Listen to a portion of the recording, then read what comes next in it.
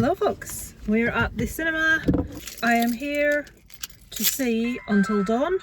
I have played the computer game, I enjoyed it, but I have heard it's not very close to the game, but we shall see. I'm expecting something pretty average, but we shall see what we think. I shall let you know obviously when I come out.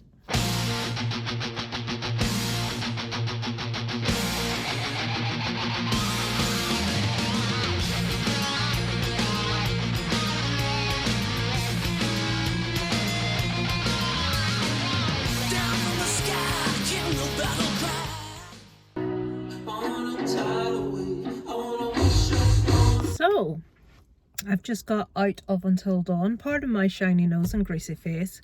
The sun's shining in the window. It's unusual for Ireland. So, I have played the game Until Dawn. That is, as people have already said, very, very loosely based on it. You do not need to have played the game at all. I'm hearing from most people it's okay, it's nothing special. Let me give you a kind of a premise. I'm not going to give spoilers, but I'm going to give you a basic ideas. So we follow a group of young people. One of the girls her sister has gone missing in the last year, I believe. She'd lost her parents previously. The two sisters were the only ones left, and her sister wanted to go and start a new life in New York, and she's gone missing. So the year anniversary comes up and she's there with her friends. They're going together sort of on a little bit of a trip, which turns into her sort of tracing her sister's last steps. They find themselves in a creepy house in the middle of nowhere, and that's when the whole thing kicks off. Boy racers and their lowered suspension and loud exhausts are so impressive. That was sarcasm in case it wasn't detectable. So the premise of the movie, and sorry, my car keeps coming to life. This group of young people, I don't think they're teenagers. If they are, they're very late teens. They have to try to survive until dawn, which is where we get the name from. Honest to God. I don't know who the hell's impressed, but stop it.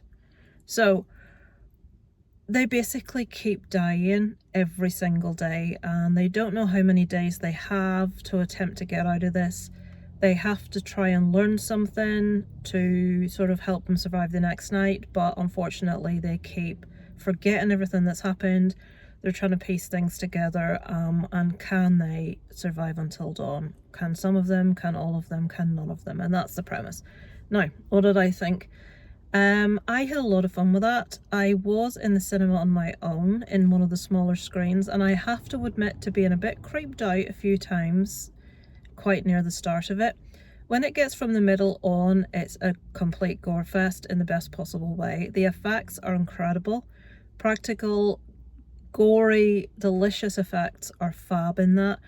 It's a perfect movie to go to with your pals, or to watch at home with your pals and a few drinks, Chinese takeaway. I'm happy I was in there on my own, because a couple of the more gory happenings made me laugh out loud. It's that kind of, if you're a big horror fan and you see something deliciously gory and ridiculous and over the top. There's this fuckwit back again with his lords. What's he doing? He's just driving about the fucking car park. Honestly. Fucking hell, I'm impressed. I've forgotten what I was saying. It's just a fun popcorn horror flick. You do have to be a horror fan to enjoy that, because it is pretty gory.